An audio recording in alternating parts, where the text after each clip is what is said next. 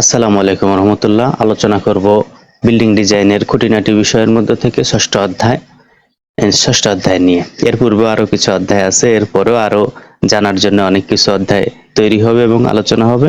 তো এখন আসছে হলো ষষ্ঠ অধ্যায়। ষষ্ঠ অধ্যায়ের মধ্যে থাকবে সুপারভিশন, অর্থাৎ কোথায় কি পরিদর্শন করতে হবে। আপনি একটা বিল্ডিং এ যাবেন, একটা কাজ পরিদর্শন করতে যাবেন, তখন কোন সময় কি কাজ দেখতে হবে। তার মধ্যে 1 নম্বরে লেআউট পরিদর্শন। যেহেতু বিল্ডিং সর্বপ্রথম শুরু হয় লেআউট দিয়ে, সুতরাং লেআউটে কি কি কাজ পরিদর্শন করবেন সে বিষয়ে এখন আলোচনা করব। লেআউটে সর্বপ্রথম যেই জিনিসটা পরিদর্শন করতে হবে সেটা হলো গ্রিড লাইনের দূরত্ব ঠিক আছে কিনা। তার আগে আমার জানতে হবে গ্রিড লাইন কাকে বলে। এই জন্য আমরা অটোক্যাড ডিজাইনে চলে যাই। এটা হলো grid line, A line, B line, C line, D line, এবং বাম থেকে ডান দিকে 1 2 3 4 দিয়ে এগুলোকে মার্কিং করা হয়। তার মানে যদি আমরা কোনো নির্দিষ্ট একটা কলাম বা নির্দিষ্ট একটা ফুটিং কে নামকরণ করতে চাই, যেমন ধরুন এই ফুটিংটার নাম কি, এই দিক থেকে আছে সি, এই দিক থেকে আছে 3, তার মানে এই ফুটিংটার নাম C3। ধরুন আজকে এই ফুটিংটার কাজ হয়েছে, তখন আমরা কি লিখব যে D1 ফুটিং এর কাজ হয়েছে, অথবা এই D1 ফুটিং এর অবস্থান আমরা এই গ্রিড লাইন থেকে জানতে পারবো। তা যাই হোক, এই গ্রিড লাইন এ থেকে বি দূরত্ব 11 ফিট, বি থেকে সি দূরত্ব কত, সি থেকে ডি দূরত্ব কত, এবং 1 থেকে 2 এর দূরত্ব কত, 2 থেকে 3 এর দূরত্ব কত। অনেক সময় বাম পাশেও দেওয়া থাকে, বাম পাশে জায়গা না থাকলে ডান পাশেও দেওয়া থাকে। তা এই গ্রিড লাইনগুলো এর দূরত্ব ঠিক আছে কিনা, অর্থাৎ এখানে 1 2 3 4টা শক্ত বাঁশের খুঁটি বা অন্য কিছু গাড়া হবে, এবং এই পাশেও 4টা খুঁটি গাড়া হবে, বামেও 4টা গাড়া হবে, ডাইনেও 4টা গাড়া হবে। টোটালি এই বিল্ডিংটা লেআউট দিতে গেলে 16টা খুঁটি গাড়তে হবে। এক্ষেত্রে যদি পিলার আরো কম বেশি থাকে অথবা যদি সোজা না হয়, সেক্ষেত্রে আরো অনেক বেশি খুঁটিও গাড়া লাগতে পারে।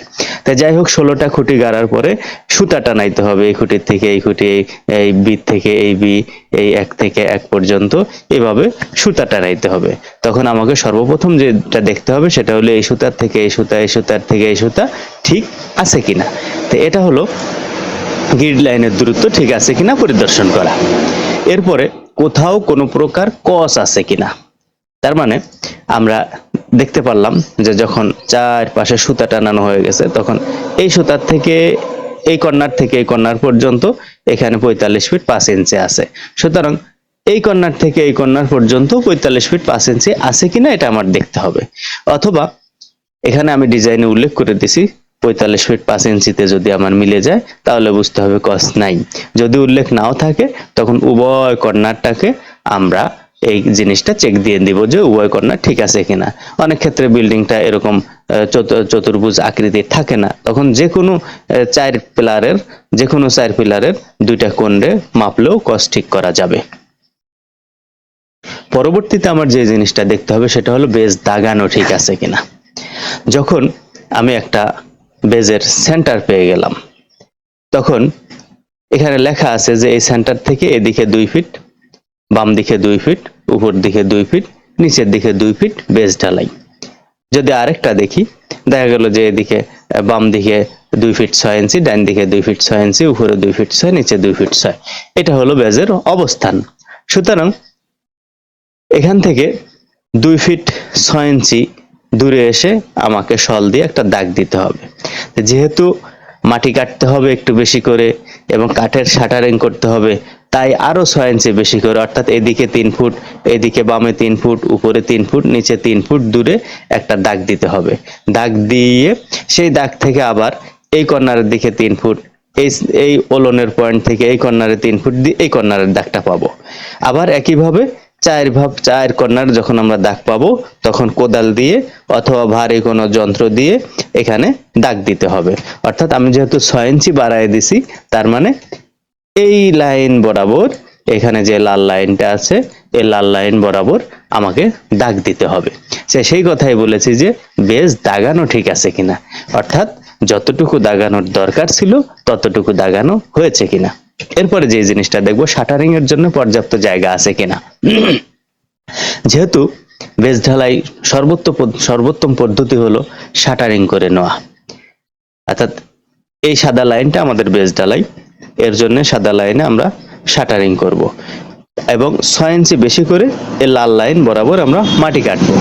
কিন্তু যদি আমার মাটি কাটা পর্যাপ্ত পরিমাণে না থাকে, অর্থাৎ এই 5-6 ইঞ্চি পরিমাণ জায়গা যদি ফাঁকা না থাকে, তখন আমার কাট দেওয়া বা সঠিক জায়গায় কাটটা রাখা খুব কষ্টকর হয়ে যাবে, এমনকি ঢালাই শেষে কাটটা উঠানো কষ্টকর হবে। সুতরাং আমাকে দেখতে হবে যে আমার বেজ আছে 5 ফিট, মাটি কাটাটা 5.5 ফিট বা 6 ফিট আছে কিনা, এই জিনিসটা আমার বুঝে নিতে হবে। এরপরে যে জিনিসটা দেখতে হবে সেটা হলো বেজের দিক ঠিক আছে কিনা।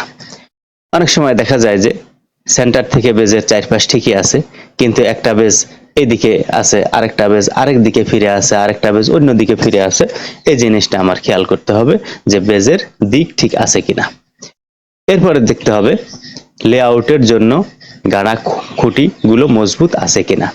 অর্থাৎ এই যে এ বি সি ডি এবং 1 2 3 4 অপর পাশেও এইভাবে 4টা, এই পাশে 4টা, মোট 8টা খুঁটি যে গাড়া আছে, এগুলো মজবুত আছে কিনা। এগুলো যদি হালকা হয়, দুর্বল হয়, উঠে যায়, নড়ে চড়ে যায়, সেক্ষেত্রে আমার লেআউট নষ্ট হয়ে যাবে।